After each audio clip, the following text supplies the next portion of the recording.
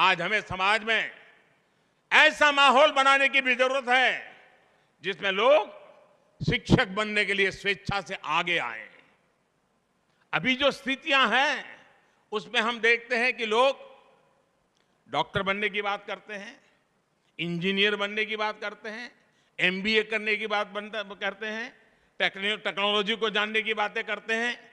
ये सारी बातें करते हैं, लेकिन बहुत कम देखने को मिलता है कोई आकर कहे कि मैं शिक्षक बनना चाहता हूं, मैं बच्चों को पढ़ाना चाहता हूं।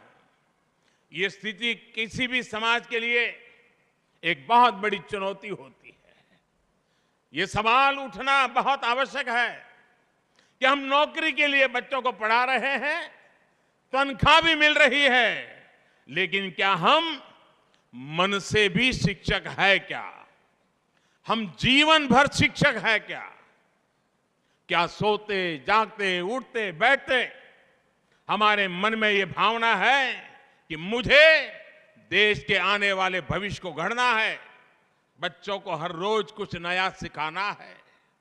मैं मानता हूं समाज को बनाने में शिक्षकों की बहुत बड़ी भूमिका होती है, लेकिन कई बार कुछ परिस्थितियां देखकर मुझे तकलीफ भी होती है। मैं आप बताऊंगा, आप भी मेरी तकलीफ समझ पाएंगे।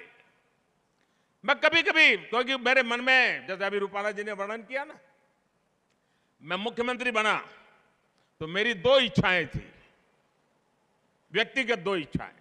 एक, बचपन में जो मेरे साथ स्कूल में पढ़ने वाले मेरे दोस्त थे उनको मैं सीएम के घर बुलाऊं, क्योंकि मैं एक परिव्राजक था, मेरा नाता सबसे टूट चुका था, 3-3 दशक बीच में बीत गए थे, तो मेरा मन कर गया कि उन पुराने दोस्तों को याद करूं। और दूसरी मेरी इच्छा थी कि मेरे सभी टीचर्स को मैं अपने घर बुलाऊं और उनका सम्मान करूं। और मुझे खुशी है कि उस समय जब मैंने मेरे टीचर्स को बुलाया, एक टीचर की उम्र 93 थी। और आपको साथियों गर्व होगा, मैं एक ऐसा विद्यार्थी हूं, आज भी मेरे जितने टीचर जीवित हैं मैं उनके साथ जीवन संपर्क में हूं, आज भी। लेकिन आजकल मैं क्या देख रहा हूं, अगर मैं कहीं कोई शादी का निमंत्रण देने आता है या किसी शादी ब्याह में जाता हूं तो मैं उनको पूछता हूं, वो कितना ही बड़ा आदमी होगा, मैं उसको पूछता हूं, अच्छा भाई तुम्हारी शादी हो रही है, तुम्हारी जिंदगी बड़ा महत्वपूर्ण अवसर है, क्या तुमने अपने किसी टीचर को शादी में निमंत्रण दिया है क्या? 100 में से 90% कोई मुझे कहता नहीं कि मैंने टीचर को बुलाया है। और जब मैं सवाल पूछता हूं, लोग इधर उधर देखने लग जाते हैं। अरे तुम्हारी जिंदगी बनाने की जिसने शुरुआत की और तुम जीवन के एक बहुत बड़े पड़ाव की ओर जा रहे हो, और शादी में तुझे तेरा टीचर याद नहीं आया?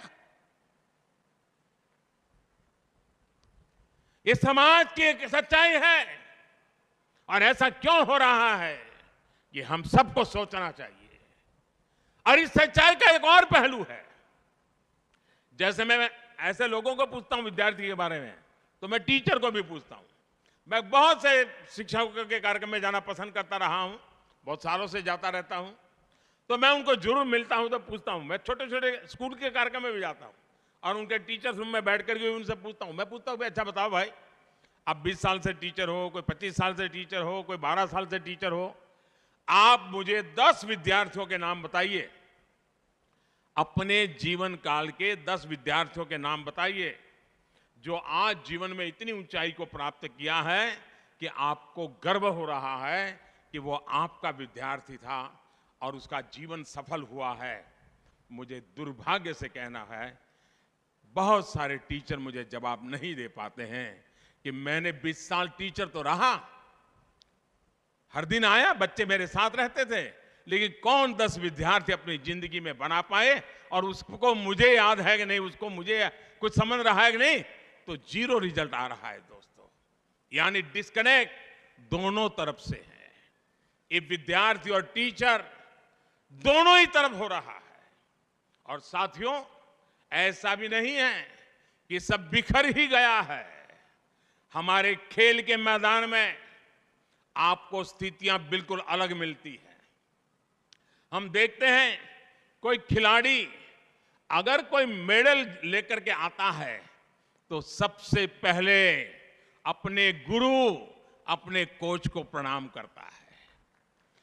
वो ओलंपिक जीत करके आया होगा, बचपन में जिसने खेल सिखाया होगा, उसके बीच में 15-20 साल का फासला चला गया होगा, फिर भी जब वो मेडल प्राप्त करता है, उस गुरु को प्रणाम करता है। गुरु के सम्मान की भावना जीवन पर्यंत उसके मन में रहती है।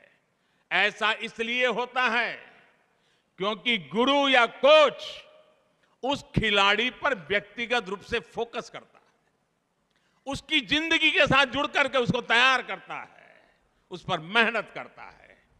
खेल के मैदान से अलग शिक्षकों की सामान्य दुनिया में हम ऐसा कम ही होता देखते हैं कि कोई विद्यार्थी उन्हें जीवन भर याद कर रहा है, उनके संपर्क में है। ऐसा क्यों होता है, इसके बारे में हमें जरूर सोचना चाहिए।